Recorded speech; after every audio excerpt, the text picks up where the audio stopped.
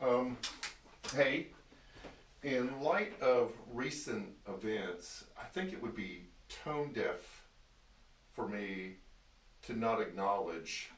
Um, Here we have um, another tragic story in the news that I feel like everyone has already had these conversations and everyone's already talked about these things, and it feels like all we're doing is saying the same things over and over again, and we keep seeing the same things happen over and over again.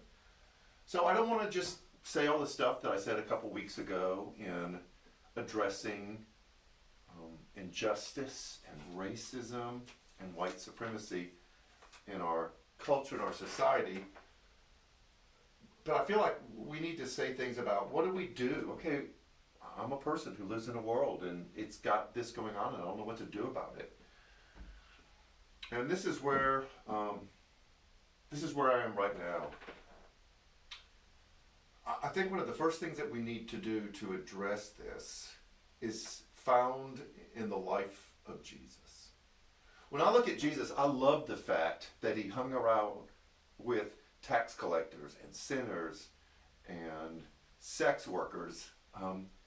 There's just something appealing about people who the church rejected and were far away from God that were drawn to Jesus. So I love that.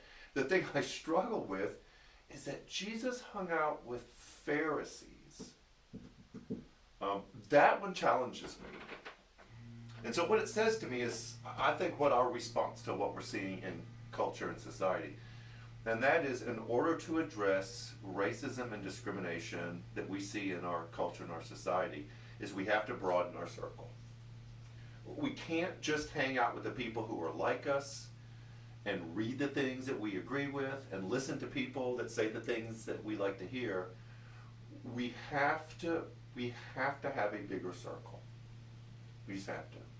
And I look at the life of Jesus, and there was no one he wouldn't associate with. There was no one that was outside of the reach of his compassion and his kindness and these truths that he was telling. And so I know for me in my own life, this is how I will approach what I see in our culture.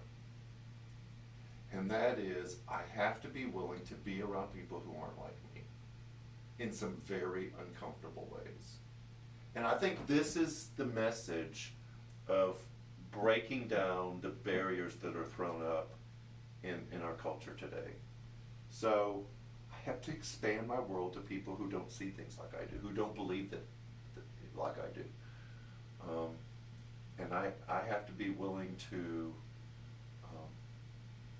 put people first.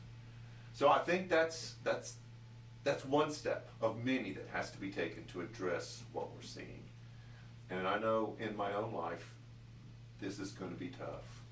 But I think this is where we're going to find the first baby steps of the solution to this problem. So we will continue to talk about it.